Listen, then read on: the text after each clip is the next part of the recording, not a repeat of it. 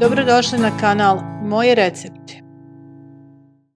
Dragi moji, danas za vas pripremam rižoto sa piletinom i šampinjonima.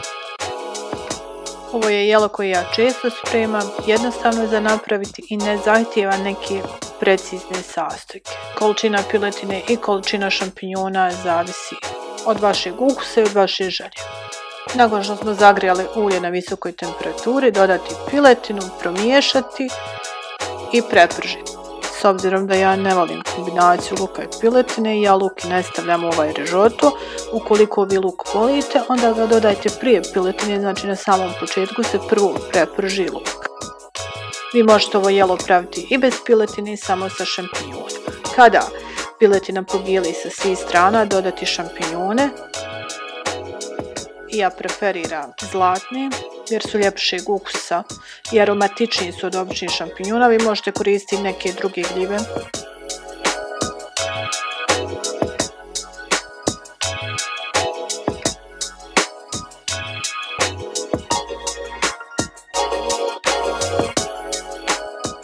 Promiješati, prodinstati nekih 15 minuta da gljive omekšaju do puste vodu, a zatim dodati bijeli luk,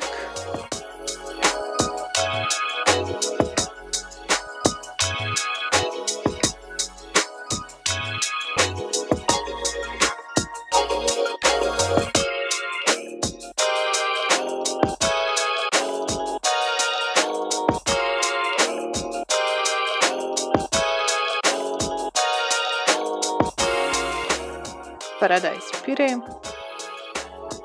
promiješati. Rižoto inače jelo koje se puno miješa i zahtijeva malo veću pozornost.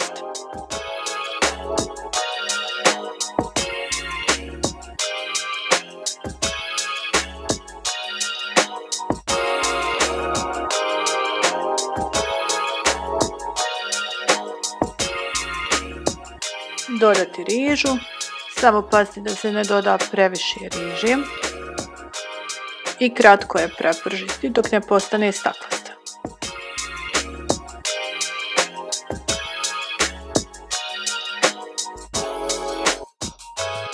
Lagano dodavati temeljac.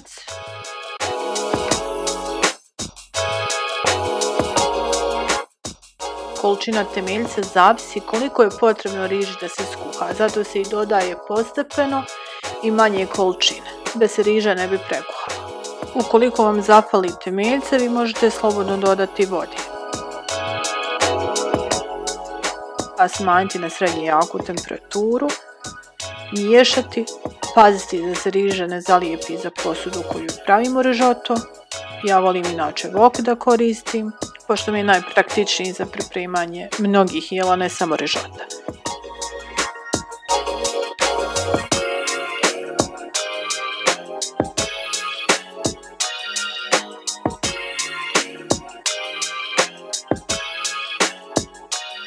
Pred kraj kuhanja dodati jednu kašku pavlake,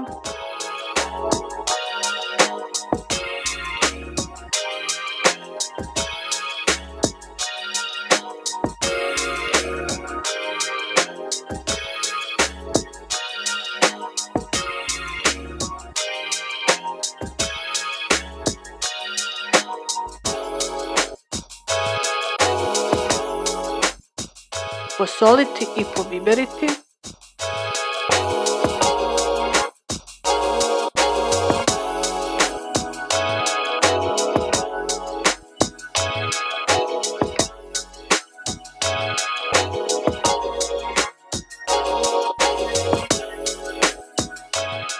Provjeriti da rižoto nije previše vodenast. Ukoliko ima još malo vode, ostaviti da voda ta ispari i nakon čega je rižoto spreman za serviranje.